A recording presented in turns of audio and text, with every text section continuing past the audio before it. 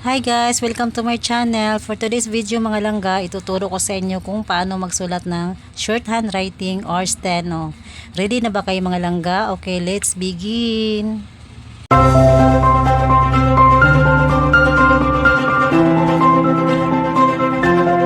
Okay, start tayo sa lesson 1. We have the letter A and letter E. Okay, magbigay tayo ng example sa letter A. Like for example, the word say. Say is represented by S and A. Okay, another example, the word day.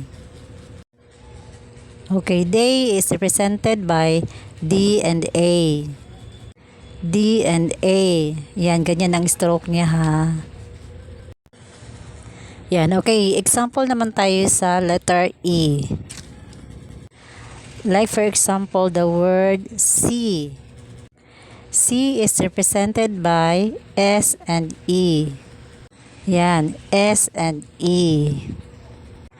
Okay, another is Phi.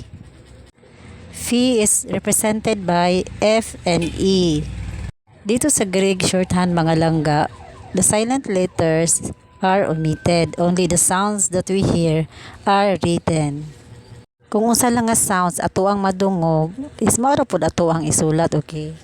Okay, another example is represented by E and S. E and S. Yan. Yan, ganyan lang stroke. Okay. Yan. Okay, dito naman tayo sa S, F, and V. S is a tiny downward chord. Okay mga langga, observe the difference in the sizes of S, F, and V. Okay, magbigay tayo ng example sa letter S. Yan. Like, for example, the word safe. Safe is represented by S, A, and F. Safe. S, A, and F. Yan, safe. Okay, magbigay naman tayo ng example sa letter F. Like for example, the word face. Face is represented by F, A, and S. Yan, ganyan. F, A, and S. Face. Face. Yan. Okay, dito naman tayo sa letter V. Example sa letter V.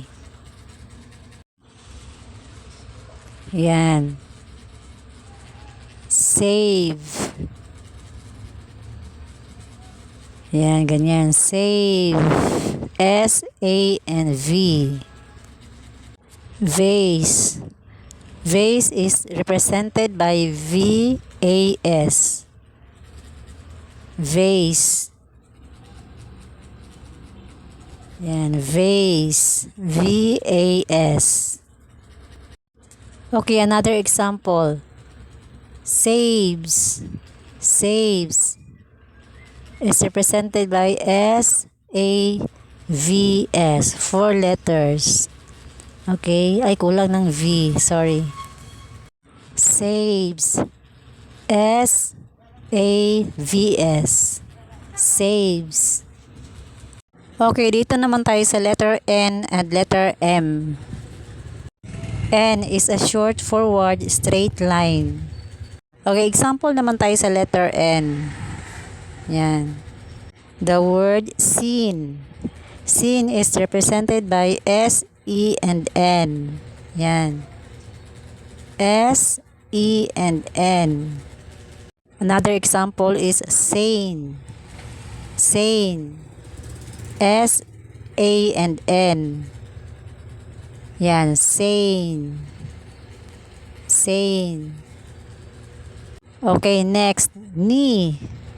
Knee is represented by N and E. Yan, ganyan. N and E. Yan. Okay, example naman tayo sa letter M. Yan, M. Like the word main. Main. is represented by M, A, and N. Yan, ganyan. Main. M, A, and N. Yan. Main. Okay, another is aim. Aim. Aim is represented by A and M. Yan. A and M. Aim. Okay, another example is same. Same is represented by S, A, and M. Same. Yan, same. Yan, ganyan. Okay, the last is May. May is represented by M and A. Yan, M and A. Yan, ganyan. Okay. Okay, mga langga. Thank you for watching. Don't forget to subscribe my channel. Bye-bye. God bless.